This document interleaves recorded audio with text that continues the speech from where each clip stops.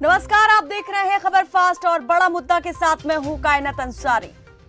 3 कृषि कानूनों के खिलाफ दिल्ली के बॉर्डर्स पर डटे किसानों का आंदोलन अब कहीं आगे जा चुका है। विरोध की चिंगारी और अब हर आमो खास के दिल में दहकने लगी है और यही वजह है कि दिल्ली की सीमाओं से लगते हुए राज्यों के किसान अब दिल्ली का रुख करने लगे हैं।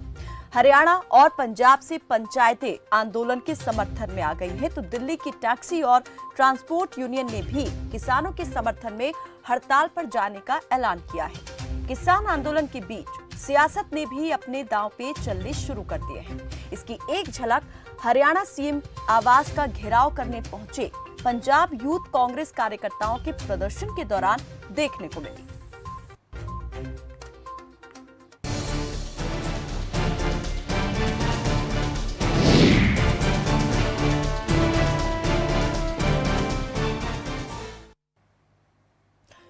कृषि कानूनों के खिलाफ आंदोलन कर रहे किसानों से मंगलवार को केंद्र सरकार ने 2 फेज में करीब 2.5 घंटे तक बातचीत की। हालांकि बेनतीजा रही ये बातचीत और कुछ निकला नहीं इसमें नतीजा। सरकार ने किसान प्रतिनिधियों के सामने मिनिमम सपोर्ट प्राइस पर पावर प्रेजेंटेशन दिया। उनके सामने प्रस्ताव रखा कि नए कानून पर चर्चा के लिए कमेटी बनाई जाए, पर बात नहीं बनी। किसानों ने ये पेशकश सिरे से खारिज कर दी। हालांकि बातचीत के रास्ते अभी खुले हैं। 3 दिसंबर को सरकार और किसान प्रतिनिधि मंडल एक बार फिर बातचीत की टेबल पर साथ बैठेंगे। ये चौथे दौर की बात होगी। बॉर्डर पर डटे किसान सरकार से बातचीत के लिए अपनी रणनीति बना रहे हैं, तो दूसरी तरफ आंदोलन के इस जन सैलाब में सियासी मौजें भी अब आनी शुरू हो गई है। पंजाब युवा कांग्रेस कार्यकर्ताओं ने बुधवार को हरियाणा के मुख्यमंत्री मनोहर लाल के निवास पर प्रदर्शन किया। सीएम के निवास स्थान पर प्रदर्शन कर रहे पंजाब युवा कांग्रेस कार्यकर्ताओं पर पुलिस ने वाटर कैनन का इस्तेमाल किया। युवा कांग्रेस कार्यकर्ता किसानों के खिलाफ की गई कार्रवाई के लिए उनसे माफी की मांग कर रहे थे। आंदोलन किसानों का है और अब राजनीतिक पार्टियों का सपोर्ट भी बढ़ता जा रहा है, लेकिन क्या ये किसानों के आंदोलन का सपोर्ट है या फिर अपनी सियासी जमीन को खोजने की कोशिश? तो आज चर्चा इसी बात पर कि क्या सियासी पार्टियों की ओर से किया जा रहा प्रदर्शन आंदोलन की धार को बढ़ाएगा या इसे कुंद करने का काम करेगा। दूसरा ये भी कि क्या राजनीतिक दल किसानों की मांग पूरी करने को लेकर जोश में है या अपने राजनीतिक मंशा को पूरा करने के लिए वो समर्थन के नाम पर आंदोलन में घुसपैठ कर रहे हैं। तो हमारे साथ इसमें चर्चा के लिए कई मेहमान जुड़ेंगे। सवाल आज ये बड़ा होता जा रहा है कि राजनीतिक पार्टियों की ओर से दिया जा रहा समर्थन आखिर किस तरीके से देखा जाए, इसके मायने क्या निकाले जाएं। कई मेहमान हमारे साथ जुड़ चुके हैं और सबसे पहले उनका तारुफ आपसे करा देते हैं, उसके बाद करते हैं चर्चा की शुरुआत। हमारे साथ जुड़े हैं भारत भूषण जुआल, जो कि बीजेपी के प्रवक्ता हैं। कांग्रेस के प्रवक्ता अमरदीप बरार हमारे साथ जुड़े हुए हैं और बीकेयू के प्रवक्ता रामराज जी हमारे साथ जुड़े हैं, रामराज जी ठूल। कृषि विशेषज्ञ गुरजीत सिंह मान हमारे साथ जुड़ चुके हैं। बहुत स्वागत है आपका हमारे साथ इस चर्चा में जुड़ने के लिए। सबसे पहले मैं जो हमारे साथ भारतीय किसान यूनियन के प्रवक्ता है ठुल, रामराज जी ठुल, उनसे ये जानना चाहूंगी। रामराज जी, यहाँ पर सियासी पार्टियां भी इस आंदोलन को समर्थन कर रही है, प्रदर्शन भी हो रहा है, बहुत उग्र रूप भी देखा गया है कांग्रेस कार्यकर्ताओं के इस प्रदर्शन में। जब सीएम आवास का घेराव करने निकले थे, हरियाणा के सीएम के आवास का घेराव करने के दौरान पुलिस को बल का प्रयोग भी करना पड़ा। यहाँ पर आप किस तरह से देख रहे हैं मिल रहे सपोर्ट को? पहले तो भारतीय किसान यूनियन से की तरफ से आपका स्वागत है चैनल का जी। रही बात राजनीतिक, ये राजनीतिक लोग ये अपने रोटियां सेक रहे हैं, इनसे किसानों का कोई लेना देना नहीं। ये अपनी रोटियां सेकने के लिए ऐसे कदम उठाते हैं। किसान का कोई नहीं है, चाहे वह कांग्रेस पार्टी हो, चाहे बीजेपी हो, चाहे 200-300 पार्टी है अपने देश में, इनमें से किसान की कोई भी नहीं है। अब ये कहते थे खट्टर साहब अपना हरियाणा के सीएम है, ये कांग्रेस वाले हैं, और जब कांग्रेस का राज आता है तो कहते हैं बीजेपी वाले हैं, दूसरे का राज आता है तो कहते हैं उसके हैं। हम किसान हो, हमारा तो बोले हमारा तो सलाद बना के खाते हैं, जिस तरह पे खाने के साथ सलाद नहीं होता है, वो काट लिया उसको तो खाया जाए। ये सारे राजनीतिक लोग किसान का सलाद बना के खाते हैं।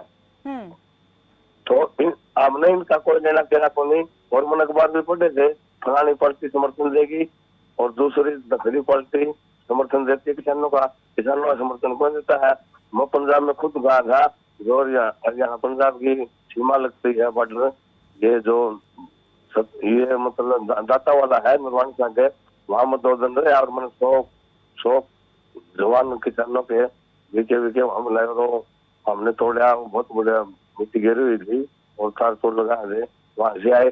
वहाँ उस टाइम कोई राजनीतिक हमारे पास नहीं आया तोड़ने में, हमने कुल मिला के दिल्ली में 5 नाके तोड़े हैं। तो अब ये आंदोलन ये ऊपर से कर पलट गया, ये विश्व का पल आंदोलन है, अपने पता है, इसलिए रोकिया सकते हैं। तो हम इनके खिलाफ और राजनीतिक से मैं महेंद्र सिंह के टिकैत के साथ 11 देशों में जा चुका हूँ 1999 में। तो महेंद्र सिंह टिकैत भी ये कहते थे किसान की एक जाति है, और ये जो राजनीतिक लोग हैं ये भी मतलब सारे को सुनने के लिए एक ही है। बरार जी, कांग्रेस क्या अपनी अब खोई हुई जमीन तलाश रही है इस आंदोलन के जरिए? विरोध करने का ये कौन सा तरीका होता है? यहाँ पंजाब यूथ कांग्रेस के कार्यकर्ता आते हैं और सीएम आवास के घेराव की कोशिश करते हैं इसलिए कि जो व्यवहार किसानों के साथ हुआ उसके लिए माफी मांगे, क्या ये उचित था? कायनात जी, ये उचित नहीं था या था, ये सभी को पता है।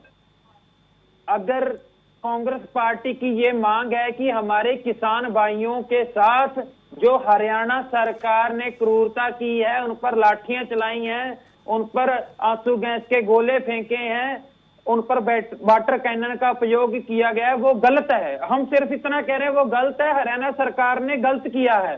तो इसमें क्या गलत है अगर हम हमारे किसानों के हक की बात कर रहे हैं? और दूसरी बात, इतिहास में पहली बार ये हुआ है कि कोई भी सरकार जो होती है उसके कामों का जो कार्यों की लिस्ट आती है उसमें आता है सरकार ने सड़कें बनवाई, सरकार ने खड्डे भरे। लेकिन ये इतिहास में पहली बार हुआ है कि बीजेपी प्लस जेजेपी सरकार ने किसानों के रास्ते में जो सड़कें थी उनको उखाड़ दिया, उनमें खड्डे भर दिए।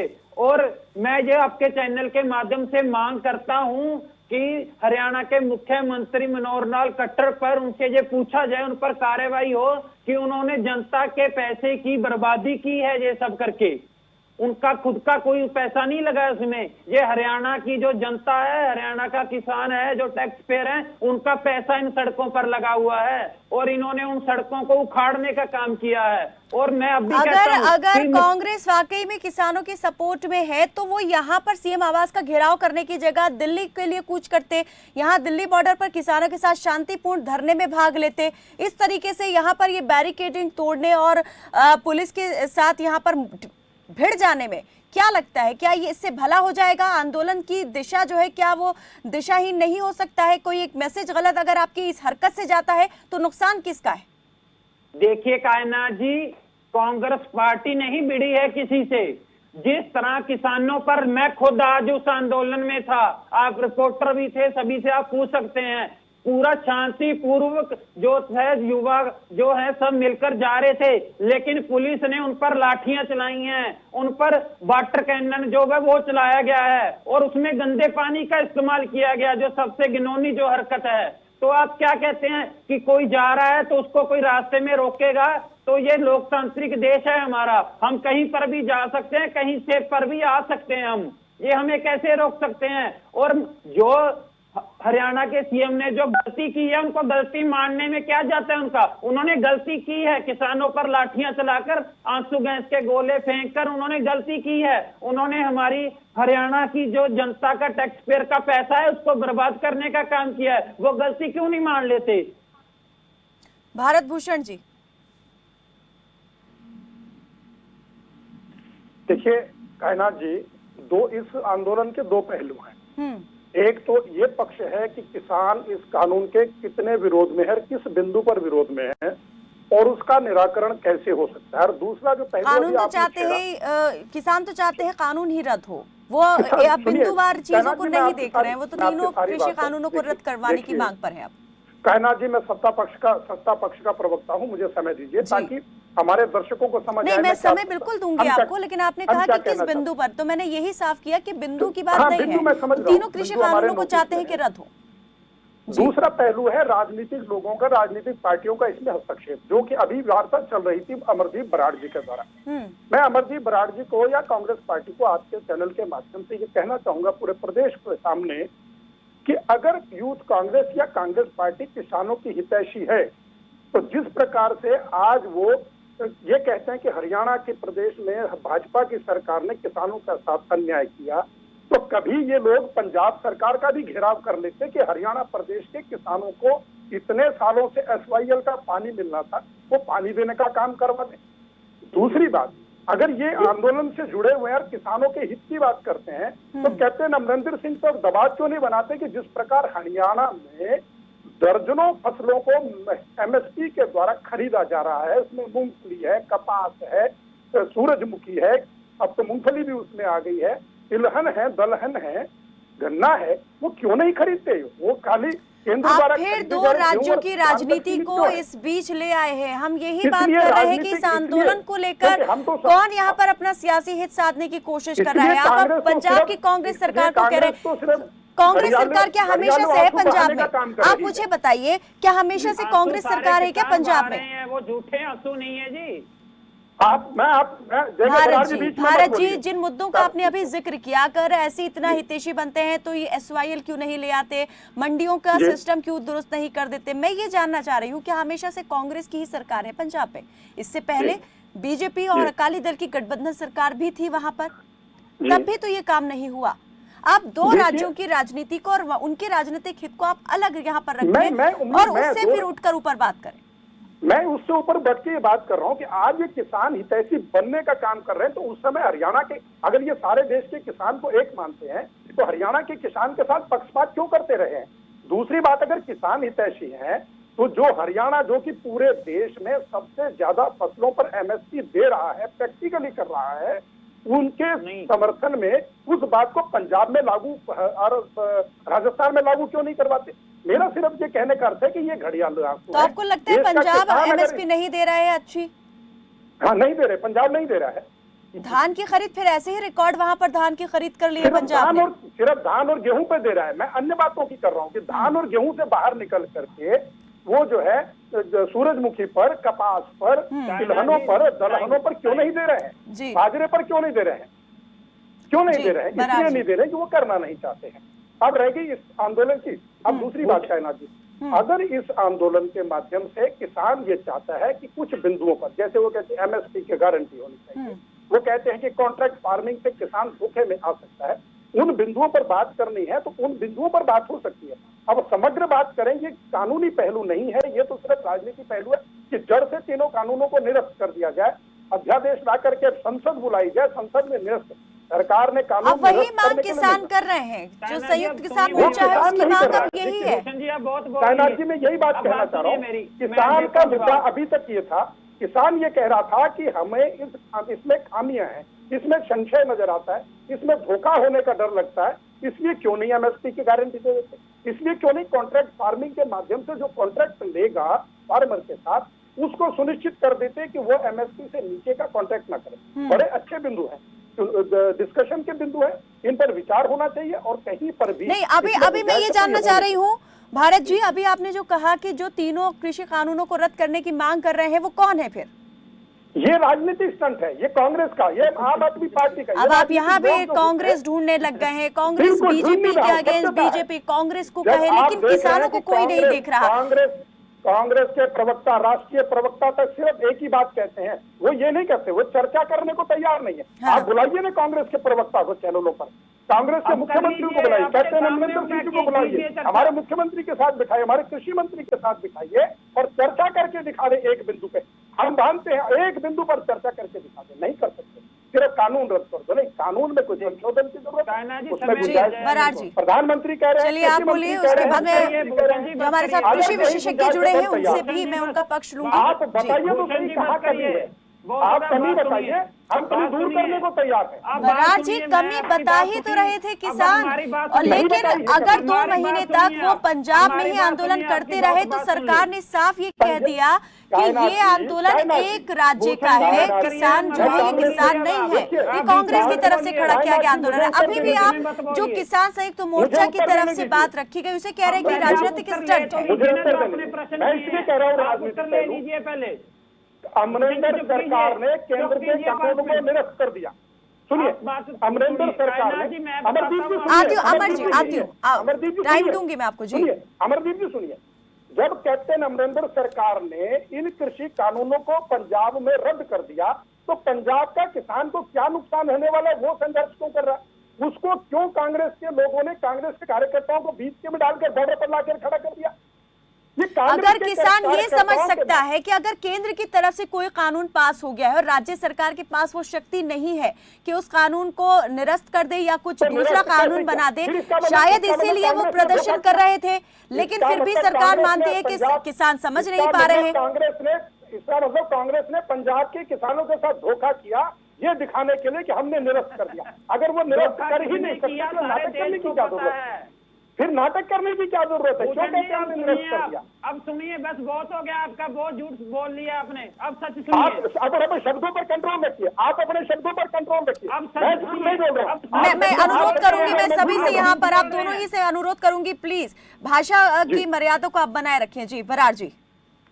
देखिए कायनात जी, सबसे पहले तो मैंने कोई वर्द भाषा नहीं बोली। झूठ को हम झूठ कह सकते हैं, लेकिन बीजेपी सरकार को ये सच नहीं सुन सकते। छोड़िए वो बातें, मैं आपको बताता हूँ। एक बिंदु पर चर्चा करिए आप। एक बिंदु मैं करता हूँ। सुनिए तो सही। करिए आप। अरे सुनिए तो चर्चा करिए। अरे भूषण जी सुनिए तो। नहीं, चर्चा बराड़ जी नहीं करेंगे। मैं चाहूंगी कृषि विशेषज्ञ हमारे साथ जो जुड़े हुए हैं गुरजीत सिंह, वो बताएंगे। हमारे साथ जो किसान प्रवक्ता जुड़े हुए हैं भाकियू के, रामराज जी ढोल, वो बताएंगे कि क्या परेशानी है, दिक्कत क्या है और सरकार उसे किस तरह से सही बता रही है।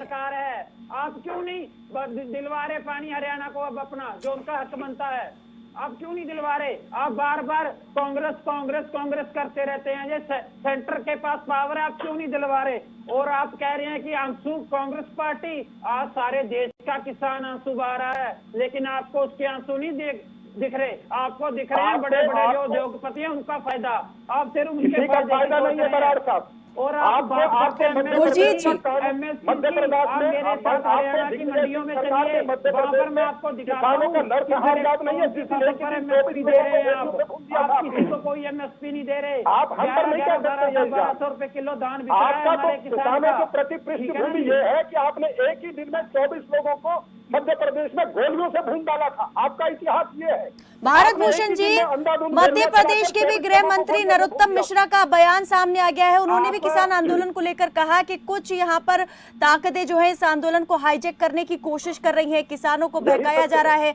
आशंकित है वो भी अब इस आंदोलन को लेकर के, अगर नहीं होते, इस तरह की बात नहीं होती और इस आंदोलन में कहां से लोग पहुंचे हुए हैं इस किसान आंदोलन में, ये भी बात आज साफ हो गई है। एक भी कानून गुरजीत जी के फायदे का बता दें भूषण जी मुझे, इन तीनों का मैं बताता हूँ, मुझे अवसर दे दीजिए जी।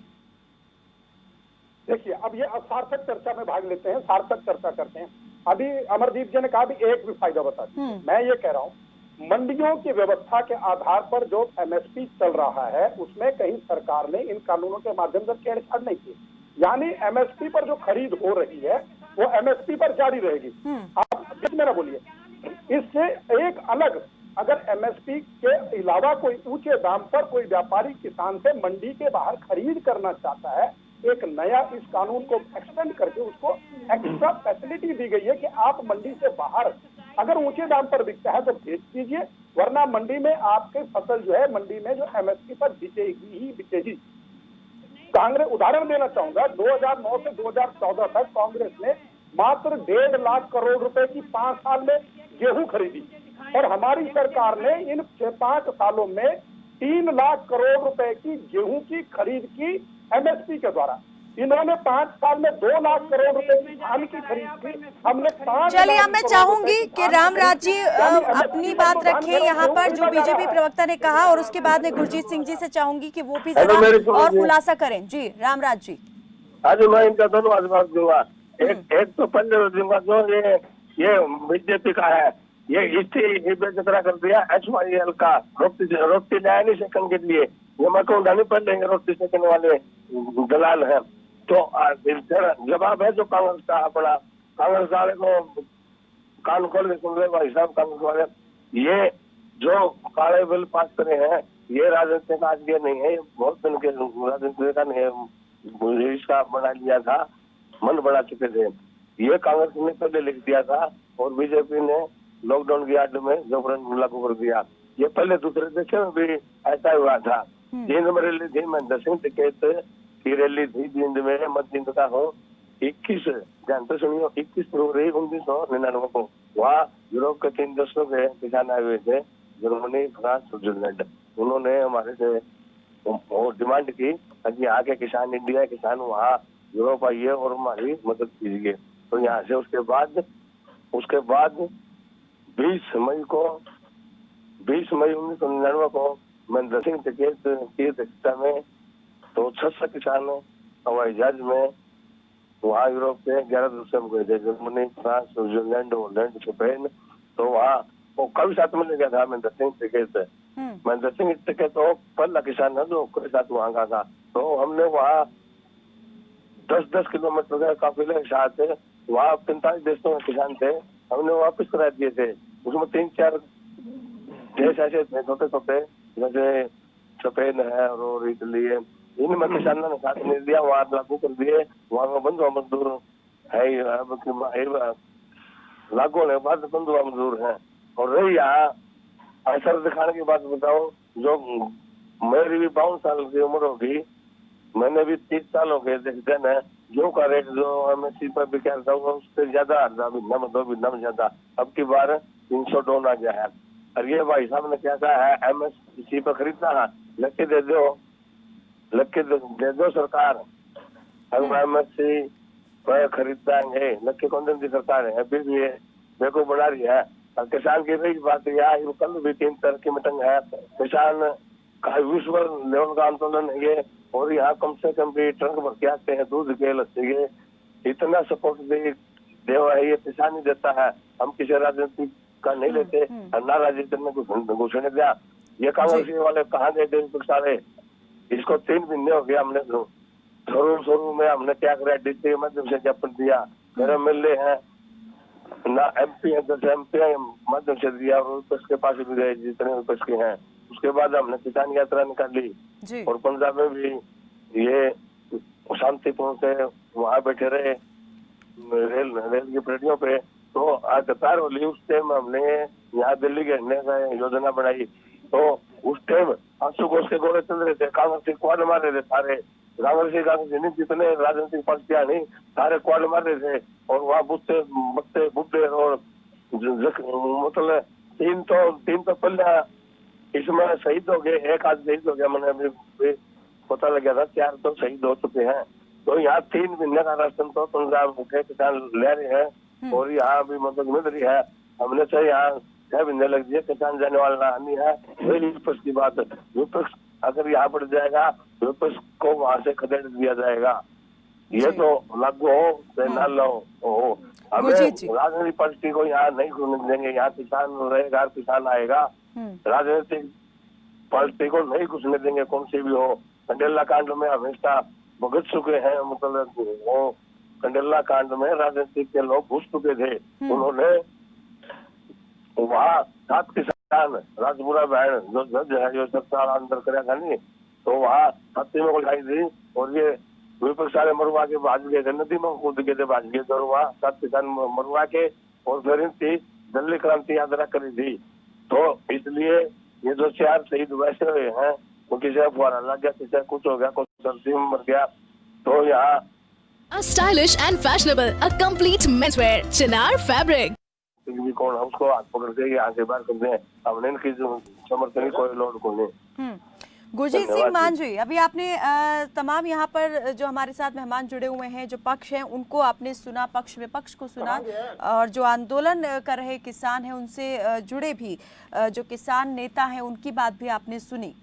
क्या लगता है यहाँ पर कि क्या ये आंदोलन जो है अभी सही दिशा की ओर आगे बढ़ेगा? अगर इसमें इस तरीके से राजनीतिक एंट्री हो जाती है तो क्या इसके फायदे और क्या नुकसान हो सकते हैं? कायनात जी, लगता है मेरा वीडियो लिंक आपकी तरफ से कट गया है, उसको करेक्ट जी, करवा कुछ लीजिए। कुछ लेकिन तकनीकी ऑडियो दिक्कत आ गई है, अभी हम बिल्कुल पूरी कोशिश कर रहे हैं जी। Anyways no problem. तो चलिए, मैं जल्दी से हम जुड़ चुके हैं आपसे जी। मेरे किसानों को रिप्रेजेंट करने के लिए रामराज जी और कांग्रेस और बीजेपी के प्रवक्ता अपने अपने तरीके से बोले। एक मुद्दा मैं पहले बताना चाहता हूं अगली बात शुरू करने से पहले कि जैसे इस समय बीजेपी बारी बारी से एक इल्जाम लगा रही है कि विपक्ष राजनीति कर रही है, और विपक्ष से उनका मानना है कि कांग्रेस राजनीति कर रही है। और ये दोनों ही व्यक्ति राजनीति पृष्ठभूमि से आते हैं। तो इनको एक मैं बेसिक लेसन याद कराना चाहता हूँ पॉलिटिकल साइंस का, कि डेमोक्रेसी में राजनीति ही होती है, चाहे वो पक्ष करे चाहे विपक्ष करे। इस तरह का इल्जाम जब ये लगाते हैं तो ये आम जनता को बहकाने के लिए लगाते हैं। इन्हें पता होता है कि जब ये लोग विपक्ष में होते हैं तब भी इनके ऊपर यही इल्जाम लगता है कि विपक्ष राजनीति कर रही है। और जिस डेमोक्रेसी में राजनीति नहीं है वो टेक्निकली राजनीति नहीं होती। चलो, ये तो बात ही अकेली पॉलिटिकल साइंस पर। और मुझे ये भी कुछ यहाँ पे ठीक लगता है कि कांग्रेस बिल्कुल हाशिए पर आ चुकी है देश भर में, लेकिन रूलिंग पार्टी बीजेपी पर अगर कांग्रेस का खौफ बना हुआ है तो ये प्रजातंत्र के लिए अच्छी बात है। ये तो थी राजनीतिक बात। अब आते हैं किसानों की बात पे। किसान, पहली बात तो जो ये तीनों कानून हैं ये किसानों के लिए अवांछित रहे हैं। किसानों ने इसे नहीं मांगा था जी। और किसानों पे थोप दिए गए अनइनवाइटेड। ठीक यही बात आज जो भी दल अपनी राजनीति भुनाना चाह रहे हैं और किसानों को सपोर्ट दे रहे हैं, चाहे दिल्ली में केजरीवाल हो सकते हैं, पंजाब में या और जगहों पर कांग्रेस हो सकती है, वे भी किसान जितने भी संघर्ष कर रहे हैं उनके तरफ से ये सब लोग अवंचित अनवांटेड हैं। और उन्होंने बार बार ये बात साफ की है कि हमें किसी राजनीतिक लोगों की सपोर्ट की जरूरत नहीं है। और भी उन्होंने कई मुद्दों पे उठाया कि इस तरह के लोग भी हमें नहीं चाहिए। चाहे कहीं कुछ सेपरेटिज्म की बात उठती है तो उसी वक्त अगर कोई करता है तो उसे बाहर निकाल देते हैं और उन बातों का खंडन करते हैं। तो ये बात जैसे रामराज जी ने कही, इन लोगों की, ये लोग वहां पे भी इनवाइटेड नहीं है, चाहे किसी भी पार्टी से। ठीक उसी प्रकार से जैसे बिल्स की कोई मांग नहीं थी, हिस्टोरिकल आप देख लीजिए, कृषि मंत्रालय की वेबसाइट देख लीजिए, ये बिल अचानक से बनाए गए हैं। कोई भी बिल अगर बनते हैं डिमांड को लेकर तो उनकी एक हिस्टोरिकल वहां पे इंफॉर्मेशन होती है, मिनट्स ऑफ द मीटिंग भी होते हैं कि ये ऐसे ऐसे करके मांग उठी थी, इसके सर्वेज हुए थे।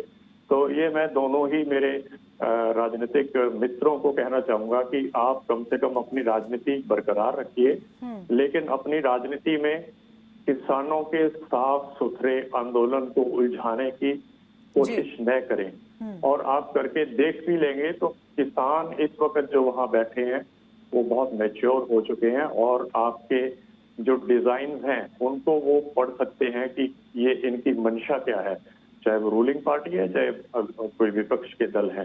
तो ये मैं मैसेज देना चाहता हूँ कि किसान वेलकम नहीं कर रहे हैं इन लोगों का।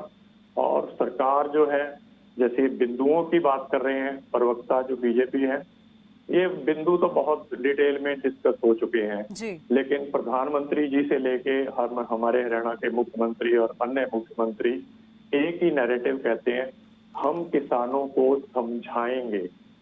चर्चा की बात नहीं करते हैं। इनके हिसाब से किसान इडियट हैं, किसान बेवकूफ हैं, किसान भोले हैं। ऐसा नहीं है। किसान आज के दिन बीटेक, एमटेक, पीएचडी, देश में कामयाब, विदेश में कामयाब, वो सब जानते हैं, राजनीति भी पढ़ना जानते हैं, लॉ, देश के कानून को भी जानते हैं, एग्रीकल्चर साइंस को भी जानते हैं, इकोनॉमी को भी जानते हैं। तो ये समझाने वाली बातें सरकार छोड़े, चर्चा करे उनसे। और इतने 60 दिन हो चले हैं, 52-55 दिन हो गए हैं, तब से क्यों सरकार उनके दरवाजे पर नहीं गई? जी। इस मजबूरी से किसानों को इतनी ठंड में यहाँ बुलाया गया। और मैंने ये जो सुना है किसानों के मुख से, इसे भारत भूषण जी अन्यथा न लें, किसान तो ये तक कह रहे हैं कि ruling party Bharatiya Janata party ने अपने ही किसानों पर एक प्रकार से सर्जिकल स्ट्राइक किया है, जिसमें हरियाणा के मुख्यमंत्री का बड़ा योगदान रहा है। तो ये बातें देखिए, मुझे लगता है डेमोक्रेसी में रस्ते रोकना हमारी सिटीजन्स के लिए जैसे कहीं दुश्मन देश से कोई नागरिक चल के आ रहे हो। कम से कम मुख्यमंत्री खट्टर जी जो अनडिवाइडेड इंडिया से आते हैं, उन्होंने भारत की पार्टीशन का दुख भी उनके फैमिली में जो उनके पेरेंट्स ने झेला है, उन्हें संवेदनशील रहना चाहिए था इस मामले में। अब वो किससे प्रेरित हुए, क्या केंद्र सरकार का इशारा था, ये तो वही भली प्रकार जानते हैं। लेकिन ये जो इस समय स्थिति बनी हुई है, इसमें किसान पीछे हट जाएंगे या किसी बुलावे में आ जाएंगे, ऐसा होता आज के दिन प्रतीत नहीं होता कायनात जी। बाकी ये तीन बैठे हैं साथ में, आप भारत भूषण जी, क्या सरकार की ये आप कहेंगे कि बड़ी चूक रही कि वो इस किसान की आंदोलन की विशालता को या उनके विषय की गंभीरता को समझने में, आंकने में कहीं ना कहीं चूक गई है, और जिस तरीके का रवैया उन्हें रोकने के लिए अपनाया गया, उसने और ज्यादा यहाँ पर घी में आग में घी डालने का काम किया? देखिए कायनात जी, मान साहब की बात का मैं बड़ा स्वागत करता हूँ। बड़े संवेदनशील तरीके से उन्होंने बात को रखा, जैसे माननीय मुख्यमंत्री जी की बात की। देखिए कोरोना काल में ये बात को आप बिल्कुल इस पहलू को सब इग्नोर करके चलते हैं। हर सरकार के ऊपर यह जिम्मेदारी थी कि कोरोना काल में जिस तरीके से भी भीड़ को नजदीक से नजदीक होने से रोका जाए, उसका प्रयास करें। सभी विपक्षी दल सरकार के ऊपर, केंद्र सरकार के ऊपर, अब भाजपा की जहां सरकारें उन पर ये आरोप लगाती हैं कि कोरोना से लड़ने में वो कोताही बरती है। भारत भूषण जी, एक मिनट बीच में आपको रोककर मैं एक बात रखना चाहूंगी। आप कह रहे हैं कि कोरोना काल में भीड़ को जुटने से रोकने के लिए भी कदम उठाए गए, लेकिन क्या आप नहीं मानते यहाँ भी पार्टी नेता इसके लिए जिम्मेदार रहे, बीजेपी जिम्मेदार रही? क्योंकि जिस तरीके से चुनावी रैलियों में बड़ी बड़ी भीड़ जुटी, वो लोगों ने क्या नहीं देखी? क्या इस बात को बल वहां से नहीं मिला? बिल्कुल देखिए, लेकिन अगर सरकार कोई कदम प्रिकॉशनरी ना उठाए तो भी सरकार की फेल्योरनेस गिनी जाती है। सरकार का पहला फर्ज ये था कि वो सबको आगाह करे। दूसरी बात ये, जहां तक चर्चा की बात है, अभी मान साहब ने कहा कि चर्चा होनी चाहिए थी। जैसे ही कानून आए, इस पर संसद में चर्चा हुई। माननीय कृषि मंत्री जी ने संसद में हर बिंदु पर खुल करके बात की। उस समय कांग्रेस ने, जो आज विपक्षी दल विरोध कर रहा है, कांग्रेस ने संसद से वॉकआउट कर दिया। वहां पर चर्चा उन्होंने सार्थक चर्चा नहीं की। अब चर्चा रहेगी किसानों से। देखिए राजनीतिक दलों से चर्चा करना, संसद है, उसके लिए विधानसभाएं हैं, एक प्लेटफॉर्म, और किसान यूनियनों से संसद चर्चा करने तो ये सभी संस्थाएं नाकाम रही अपनी जिम्मेदारी निभाने में। यही वजह है आज हम देख रहे हैं कि सड़क पर किसान है। अगर विपक्षी दल कांग्रेस इस पर चर्चा करके वहां पे कोई संशोधन रखते और उन बिंदुओं पर कोई आपत्ति जताते, तो शायद संसद में ही, जैसे एमएसपी की गारंटी की बात कर रहे हैं, या कॉन्ट्रैक्ट फार्मिंग में जो कॉन्ट्रैक्ट कर रहा है किसान के साथ, उसके लिए कोई गारंटी शब्द इसमें प्रकट हो कि वो एमएसपी से नीचे की कीमत पे कोई। तो आप कह रहे हैं कि आपत्ति नहीं जताई विपक्ष ने? विपक्ष ने संशोधन नहीं दिया। विपक्ष को ये लगा कि ये बहुत बड़ा बढ़िया कानून आ रहा है, विपक्ष को हल्ला मचा देना चाहिए, और विपक्ष ने वही किया। जबकि सार्थक राजनीति ये बनती है कि हर बिंदु पर चर्चा करके उसमें संशोधन की आवश्यकता थी, तो अपना संसद में संशोधन लेकर के आते, उस पर चर्चा होती। अब रहेगी, जैसे मान साहब ने कहा, किसान यूनियनों से, किसान नेताओं से चर्चा होनी चाहिए थी, निश्चित रूप से चर्चा होनी चाहिए। लेकिन किसान भी आज, अगर जब दिल्ली जाने की बात थी, तो हमारी सरकार, किसान अभी भी ये कह रहे हैं, वो अपने बयान पर कायम है। किसान कहते हैं अगर उनके लिए कोई कानून लाया जा रहा था, सरकार ला रही थी और अध्यादेश के रूप में लाई है, तो पहले किसान संगठनों से चर्चा क्यों नहीं हुई, किसान नेताओं से बातचीत क्यों नहीं हुई? देखिए, संसदीय प्रणाली है, लोकतंत्र है, लोकतंत्र में चुने हुए जो प्रतिनिधि हैं, सांसद है, विधायक है, वही हर तबके का, हर संप्रदाय का, हर जाति का, हर सभी लोगों का प्रतिनिधित्व वही लोग करते हैं जो संसद में या विधानसभा में बैठे हैं। एक तरफ तो कांग्रेस कहे या हम या कोई भी राजनीतिक दल कहे कि हम प्रतिनिधित्व करते हैं समाज के हर वर्ग का, और फिर हम कहें कि हमने उस वर्ग से बात नहीं की। अगर जो संसद में बैठे हैं, विधानसभाओं में बैठे हैं, वो कांग्रेस, वो किसी भी पार्टी के हों, वो हर वर्ग का प्रतिनिधित्व करते हैं, हर वर्ग की बात को, आवाज को उठाते हैं, गरीब की, कमेरे की, किसान की, किसी भी मुद्दे को। तो उनकी प्रतिनिधियों की जिम्मेदारी सबसे पहली बनती है कि जो कानून आ रहा है, जो विधेयक आ रहा है, उस पर रामराज चर्चा ढुल जी, करके मैं आप- चाहूंगी रामराज जी आप इस पर प्रतिक्रिया दें, जो अभी यहाँ पर बीजेपी प्रवक्ता कह रहे हैं भारत भूषण जुयाल जी। जी, हाँ जी। वो कहते हैं बीजेपी के प्रवक्ता के जो जनप्रतिनिधि विपक्ष के बैठे हुए थे, जो जनता ने चुनकर भेजे हैं, उन्होंने ही यहाँ पर ठीक प्रकार से बात नहीं रखी है और सिर्फ यहाँ पर इसलिए उन्होंने हंगामा किया, उन्हें लगा कि बहुत अच्छा कोई कानून सरकार लेकर आ रही है, इसे पारित ना कर दिया जाए, इसीलिए उन्होंने हंगामा बर्पा कर दिया और वॉकआउट भी कर जाते हैं वो राज्यसभा से और सरकार को मजबूरन ध्वनि मत से ये पास भी करना पड़ता है। और कृषि कानूनों को लेकर उनका कहना है कि इसलिए चर्चा जरूरी नहीं समझी गई किसान नेताओं से या संगठनों से कि जो जनप्रतिनिधि चुनकर भेजे गए हैं संसद के अंदर वो काफी हैं यहाँ पर ये सब सोच विचार करने के लिए। ये तो किसान की तो मांग थी स्वामीनाथन रिपोर्ट की, इन्हें से कपड़े भी काट दे, फोटो दे लिया हमें उन्हें ले रहे आप, ये कपड़े काटे थे स्वामीनाथन की रिपोर्ट लागू कीजिए, उससे कांग्रेस का राज था। तो इनसे वो तो करनी तो दूर है, ये 3 काले कानून लिया है। और आपने एक बढ़िया बात कही, किसान बोला नहीं है, किसान बहुत ज्यादा पढ़े लिखे है, दूसरे देश में रहता है, वो जमाना जा चुका है और किसान मन बना चुका है। आदरणीय रामराज जी, आदरणीय रामराज जी, रामराज जी जुयाल जी कुछ कहना चाह रहे हैं। जी, आदरणीय रामराज जी, आदरणीय रामराज जी, मैं आपसे एक बात कहना चाहूंगा। अभी आपने स्वामीनाथन की बात की, इन 3 कानूनों में, मैं आपके ज्ञान के लिए कह रहा हूँ, इन 3 कानूनों में जो भी प्रावधान किए गए स्वामीनाथन आयोग की रिपोर्ट के आधार पर ही किसान को फायदा देने के लिए किए गए, चाहे मुक्त बाजार देने की बात हो, ये और बेहतर बताएंगे गुरजीत सिंह मान जी। इतनी दौलत पैसा है वो ये तो बड़ा आपने बयान दे दिया है यहाँ पर गुरजीत जी, इत्तेफाक रखते हैं इस बात से? नहीं नहीं, बिल्कुल जो भारत भूषण जी को शायद इस बात का ठीक जानकारी नहीं है। चलिए रुकिए, वो और आगे कुछ और कहना चाह रहे हैं जुयाल जी। कुछ भी लेना देना गुरजीत जी मैं आपकी तरफ आऊंगी।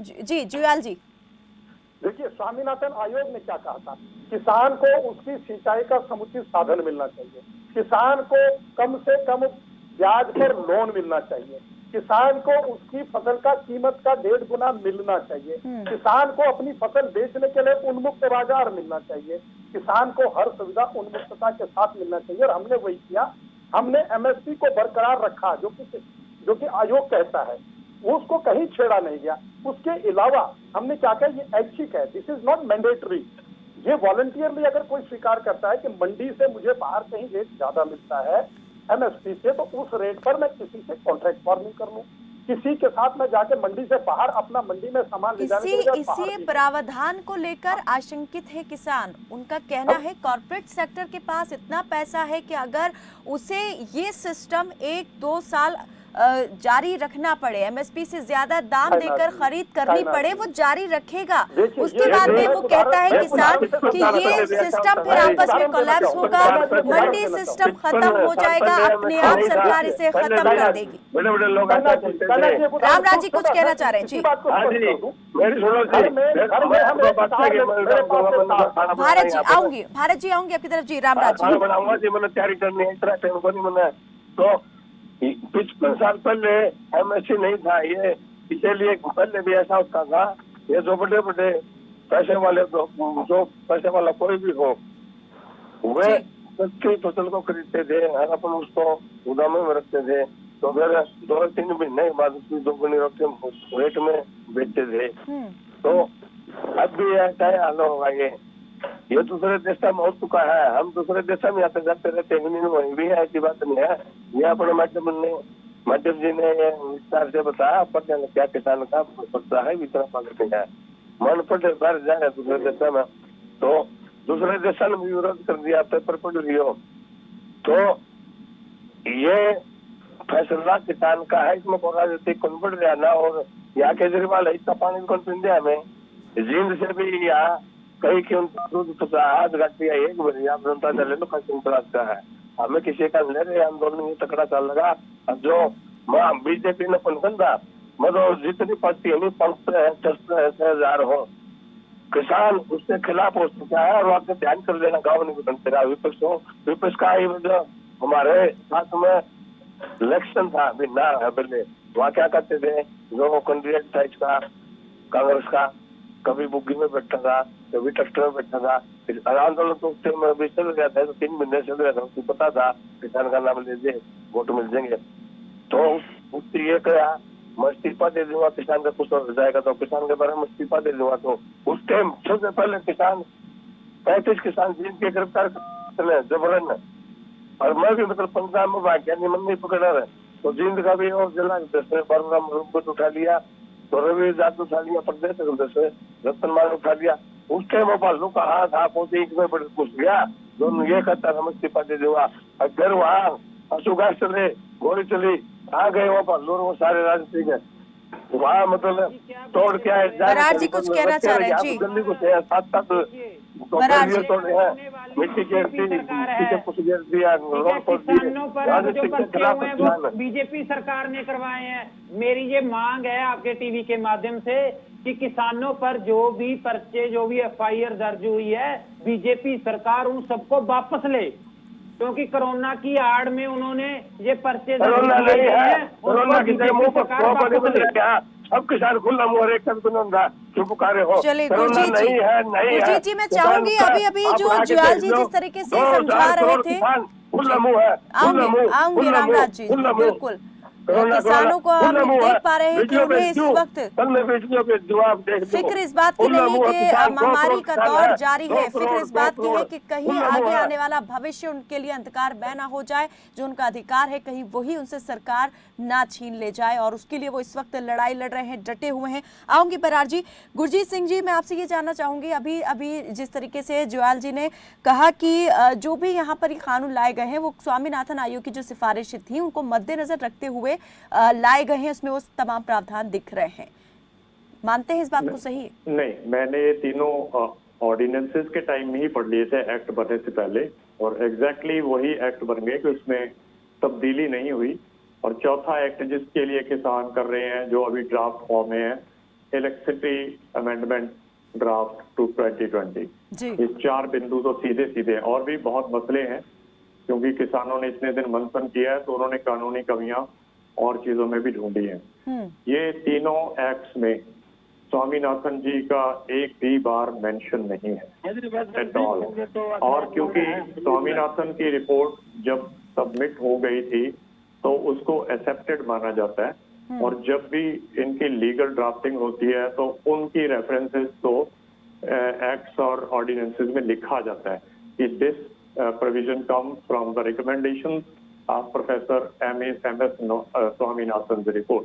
ऐसा तीनों एक्ट्स में बिल्कुल नहीं है, और हो सकता है मेरे काबिल जो प्रवक्ता है उन्होंने वो 3 कानून पर्सनली ना पढ़े हो। मैं उनसे सिफारिश करूंगा, क्योंकि ये चर्चाएं चलती रहनी है, वो तीनों ऑर्डिनेंसेस को अच्छे से पढ़े ताकि और सार्थक बन सके हमारी ये चर्चाएं। और कोरोना की बात जैसे बीजेपी के प्रवक्ता कह रहे हैं, ये हम किसान भी शुरू से कह रहे हैं कि कोरोना में पहली बात तो ये कानून लाने नहीं चाहिए थे। अगर ले आए थे और इसके खिलाफ प्रदर्शन हो रहे थे तो इन्हें आप सस्पेंड कर सकते थे कि भाई अभी 6 महीने साल इन्हें लागू नहीं करेंगे। लेकिन अभी किसान पंजाब में रेलवे ट्रैक पर बैठे ही थे।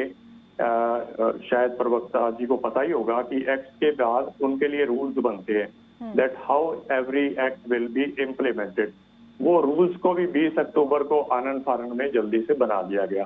अगर सरकार की मंशा चर्चा की होती तो उन रूल्स को पेंडिंग रख सकती थी, ताकि उनमें एक आधी लाइन जैसे कि MSP गारंटी या MSP से रिलेटेड या कुछ और बातें डाली जा सके। लेकिन उसको भी उतनी ही जल्दबाजी से खत्म करके बंद कर दिया कि दीज आर द रूल्स जिनके तहत ये एक्ट लगेंगे।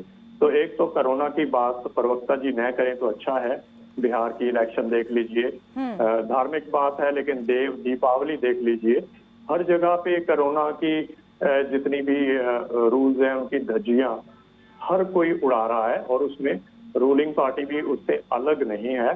ये बहाने कम से कम मुझे तो नहीं भाते। और मैंने जैसे कहा कि जब प्रदर्शन चल ही रहा था तो एक्ट को आप लागू करने के लिए सस्पेंड कर सकते थे अगर अच्छे भी थे कि और लोगों को पसंद नहीं आ रहे थे, समझ नहीं आ रहे थे, तो 6 महीने साल कोई बड़ी बात नहीं थी। जी बराड़ जी। जी किसानों का मामला है, मैं खुद किसान का बेटा हूं, मैं ज्यादा नहीं बोलूंगा। मान साहब भी हैं, बड़े समझदार हैं, बीजेपी के प्रवक्ता भारत भूषण जियाल जी भी बड़े समझदार हैं। मुझे बस एक चीज बता दे, सिर्फ एक सवाल है मेरा। जब सारे देश का किसान, प्रदेशों का किसान इनसे कह रहा है कि हमें एमएसपी लिखित रूप में दे दीजिए, ये क्यों नहीं दे रहे हैं? बस मैं ज्यादा कुछ नहीं बोलूंगा, फिर ये कहेंगे राजनीति करते हो, ऐसे है बहुत सारी बातें, लेकिन मुझे ये बता दें कि ये एमएसपी लिखित रूप में किसान को क्यों नहीं दे रहे? जुयाल जी, एमएसपी लिखित में देने में सरकार को आखिर क्या कठिनाई है, क्या हर्ज है? और अब तो ये बात जो है, इस बात को लेकर जो गठबंधन सरकार में शामिल जेजेपी है उसके नेता भी कहने लगे हैं, अजय चौटाला का बयान कल आया कि सरकार लिखित में दे देना, क्या हर्ज है? एमएसपी लिखित में क्यों नहीं दे रही?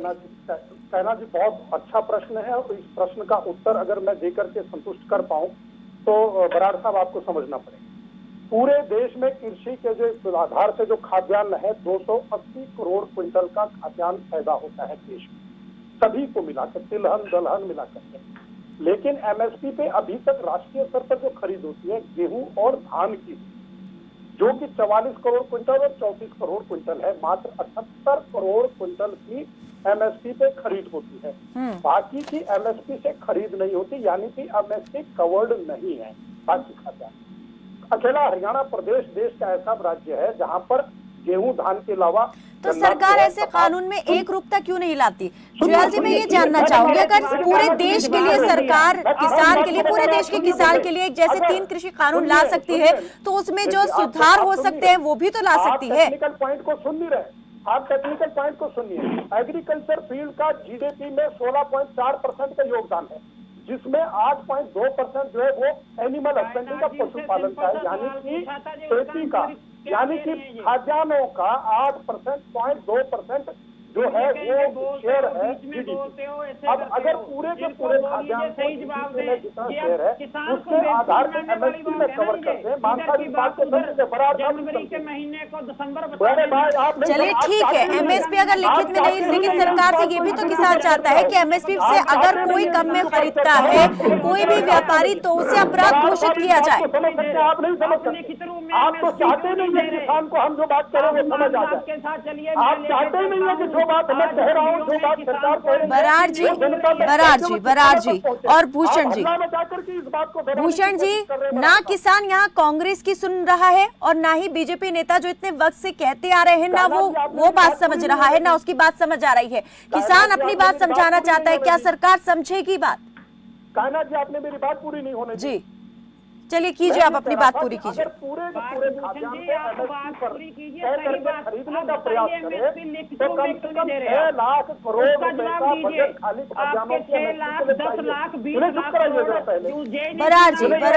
बराड़ जी सुन लीजिए बराड़ जी, चुप कराइए। यानी कि अगर पूरे देश के खाद्यान्न को एमएसपी में कवर करके खरीदा जाए, सारा का सारा सरकार खरीदे एमएसपी पर, पहली बात तो ये कि इतना खाद्यान्न को सरकार अपने भंडारण में नहीं रख सकती, ओपन मार्केट में बेचना पड़ता है। दूसरा, इसके लिए 6 लाख करोड़ प्रतिवर्ष का बजट चाहिए, जो कि हमारे पूरे देश के बजट का 25% सिर्फ कृषि के खाद्यान्नों के उत्पादन पर लगेगा। भारत की इस समय अर्थव्यवस्था ये अलाउ नहीं करती है, ये कांग्रेस भी मानेगी। मनमोहन सिंह जी इतने बड़े अर्थशास्त्री रहे, वो भी समझते हैं कि ये संभव नहीं है कि देश के पूरे खाद्यान्न को मान साहब एमएसपी में कवर किया जाए। हाँ, जिनको कवर किया जा रहा है उसमें 25 क्विंटल प्रति एकड़ अगर कांग्रेस के सरकार में थी, हमने उसको 30 क्विंटल प्रति एकड़ करके। चलिए जुयाल जी आगे क्या किया उस पर बाद में बात करेंगे। मैं चाहूंगी गुरजीत जी, अभी जो जुयाल जी ने कहा, भूषण जुयाल जी ने, कि एमएसपी इसीलिए सरकार नहीं दे सकती, जो यहाँ पर रीजन दिया है, कि आपको लगता है कि यही एक रीजन है, यही एक बड़ी वजह है कि सरकार लिखित में नहीं देना चाहती या नहीं दे सकती? को लिखित में गारंटी कर दिया जाए तो जो किसान के पास मान साहब जो वो पहलू रह जाता है कि एमएसपी से बाहर अगर कोई अधिक दाम पर बेचने का प्रयास कर सकता है तो वो नहीं रहेगा।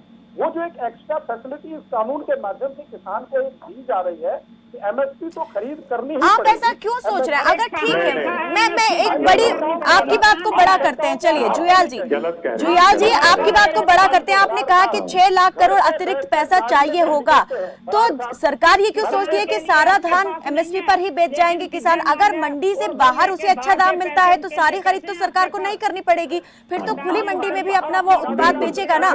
तो फिर तो सरकार ये आकलन कर ही नहीं सकती कि उसे कितने का भुगतान अपने पास से करना होगा। गुरजीत जी, मैं चाहूंगी आप जरा और विस्तार से बताएं, खुलासा करें इस बात का जो अभी हाँ जी, मैं ये कह जुयाल रहा जी हूँ ने कि कहा। ज्वाल साहब जो है ना इस तरह से सही नहीं कह रहे हैं कि एमएसपी का मतलब है मिनिमम सपोर्ट प्राइस। अगर कोई और कंपनी आके उससे अधिक दाम पर लेना चाहती है तो इन कानूनों के प्रावधान के रहते वो ले सकती है, लेकिन above the MSP price, above the MSP price वो तभी लगी अगर क्वालिटी उसको सूट करेगी। नहीं सूट करेगी तो वो कॉन्ट्रैक्ट होने के बाद भी वो उससे बैकआउट कर जाएगी और किसान कहीं का नहीं रह जाएगा, क्योंकि एपीएमसी मार्केट्स बंद होनी है, एमएसपी रहनी नहीं। जो बात मौखिक तौर पर प्रधानमंत्री से लेकर हर कोई कह रहा है वो लिख कर क्यों नहीं दे रहे। मैं इस बिंदु पर अमरदीप बराड़ जी से सहमत हूं कि अगर बोल करके कह सकते हैं तो देखिए, मैं लॉ भी पढ़ा हुआ हूँ। ओरल जो ऑरेटरी बातें हैं, चाहे पार्लियामेंट में हो चाहे लाल किले से हो, उसकी कोई लीगल सैंक्टिटी नहीं होती जब तक वो लिखित फॉर्म में नहीं आती। और यही किसानों की डिमांड है कि आप एमएसपी क्लॉज को लिख कर दे दीजिएगा, जिससे सरकार बचती नजर आ रही है। एमएसपी जैसे जोवल साहब ने खुद कहा, एमएसपी तो पूरे इंडिया के लिए 22 तरह की जिन्सों पर है, लेकिन हरियाणा और पंजाब उस पर खरीद करता है तो अच्छी बात है। आप एपीएमसी मार्केट्स में रिफॉर्म्स क्यों नहीं करते कि बिहार में भी वो हो जो 2006 में बंद हो गई थी। बिहार के लोग पंजाब और हरियाणा में उस धान को बेचने आते हैं, जो असल में किसानों का न होकर वहां के व्यापारी उनसे औने पौने दाव में लेकर आते हैं। होना तो ये चाहिए कि बाकी प्रदेशों की एपीएमसी मार्केट को पंजाब और हरियाणा की मार्केट को मॉडल लेकर के सुधारें। जितनी भी वहां एमएसपी पे बिके, थोड़ी बिके, अधिक बिके, 6% बिके, 8% तक की बिके, कम से कम वहां का किसान एक्सप्लॉइटेड नहीं हो। सर आप ठीक है, आप बीच में इंटरप्ट कर रहे हैं, लेकिन ये फैक्ट्स मैं आपके पास रख रहा हूं कि ये एपीएमसी मार्केट्स को यूजलेस, हमारे पुराने जो फाइनेंस मिनिस्टर थे अरुण जेटली साहब, वो डिक्लेयर कर गए थे कि ये नहीं चाहिए, और ये किसान जानते हैं। जब वो कहीं ये मेंशन हो चुका है तो इसका मतलब वो इंटेंशन भी मेंशन हो चुकी है कि आने वाले समय में इन्हें बंद किया जा सकता है।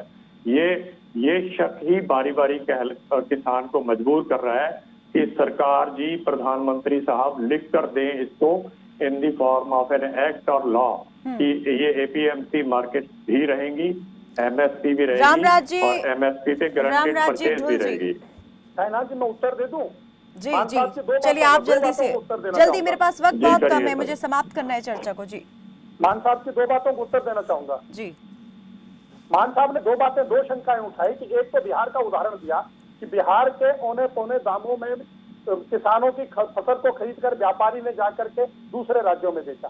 ये प्रावधान जो इस कानून में बनाया गया वो यही बनाया गया कि इसको पोर्टल के माध्यम से वन नेशन वन मार्केट बनाया है। इस प्रावधान से इसीलिए बनाया कि वहां का बिहार का किसान के पास अगर हरियाणा में उसको उच्चतम दाम मिलता है तो हरियाणा की मंडी में वो अपना माल बेच सकता है। इस बात की शंका का समाधान हमने कर दिया मानता।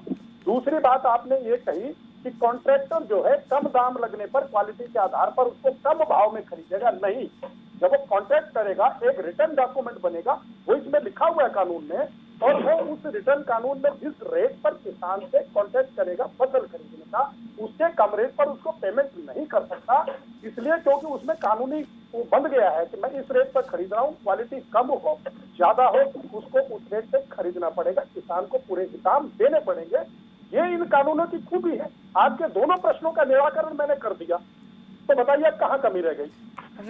इसमें पहली बात तो मैं सर आपको अभी, क्योंकि आप इस तरह से बता रहे हैं तो मैं आपको बताऊं कि इस जो आपने एक क्षण में कर दिया ऐसा नहीं है। कॉन्ट्रैक्ट में से दोनों वॉकआउट कर सकते हैं, फार्मर भी और कंपनी ऑल्सो। और जो आपने पोर्टल की बात की, पोर्टल का कॉन्ट्रैक्ट से कुछ लेना देना नहीं है। बिल्कुल मेरी फसल मेरा ब्यौरा तो केवल हरियाणा के लिए है। इसीलिए तो खट्टर साहब ने कल कहा है कि हम राजस्थान की फसल को यहाँ नहीं लेंगे जबकि नए कानून तो लागू हो चुके हैं और वो केंद्र के कानूनों को हमारे मुख्यमंत्री अभी से निरस्त कर रहे हैं। सेकेंडली, उसमें एक बड़ा डिस्प्यूट है कि जब भी डिस्प्यूट होगा एसडीएम उसको नहीं ले पाएंगे। एक बात समझ आ रही है भूषण जुयाल जी कि अगर अभी ही सरकारों को अपनी सुविधा अनुसार चलना है तो फिर किसानों की सुविधा की वो क्यों नहीं खबर ले रही हैं? अगर किसान यहाँ पर चाहता है कि उसकी बात को सुना जाए और वो ये कानून से अपने विरोध में लगते हैं तो उस पर सरकार विचार क्यों नहीं कर रही है? कोई भी सरकार हो, सरकार का अपना व्यक्तिगत इंटरेस्ट। लेकिन अभी तक यहाँ दिखता है कि सिर्फ और सिर्फ राजनीतिक चश्मे से ही सरकार ने इन विरोधों को देखा है। किसानों के हित के लिए है। पंजाब पोर्टल बनाएगा तो पंजाब के किसान के हित के लिए बनाएगा। हमने हरियाणा में पोर्टल बनाया तो अभी आप कह रहे हैं कि देश भर के किसान का हित हमारा सोचना है मकसद। चलिए, मेरी फसल मेरा ब्यौरा तो रिस्ट्रिक्टिव है। चलिए, बहुत शुक्रिया आप सभी मेहमानों का हमारे साथ इस चर्चा में जुड़ने के लिए। तो अक्टूबर, नवंबर और अब दिसंबर 3 महीने में 3 बार केंद्र ने किसानों से चर्चा की। मंगलवार को हुई बैठक में नतीजा निकलने की उम्मीद थी क्योंकि 6 दिन से जारी उग्र प्रदर्शन के चलते सरकार ने भी इस बार बिना शर्त किसानों को बातचीत के लिए बुलाया था। अब 3 दिसंबर को होने वाली बैठक पर नजरें हैं, लेकिन आखिर कैसे सुलझेगी ये गुत्थी? क्योंकि सरकार जहां कृषि कानूनों को लेकर अपने रुख पर कायम है, वो कहती है किसान हितैषी है ये तीनों कानून, तो किसान भी अपनी बात से टस से मस होने को तैयार नहीं है। लेकिन उम्मीद यही हम रखते हैं कि जल्द से जल्द ये मसला सुलझेगा क्योंकि इस वक्त हजारों की लाखों की संख्या में किसान जो है खुले आसमान के नीचे हाड़ कपा देने वाली सर्दी में रहने के लिए मजबूर है और कई किसान यहाँ पर अपनी जान भी गंवा चुके हैं हार्ट अटैक की वजह से। लेकिन सरकार अभी भी यही कह रही है कि जो 3 कृषि कानून वो लेकर आई है वो किसानों के हित में है, जबकि किसान इसे अपने विरोध में मानता है। फिलहाल के लिए मेरे साथ बस इतना ही। आप देखते रहें खबर फास्ट। नमस्कार।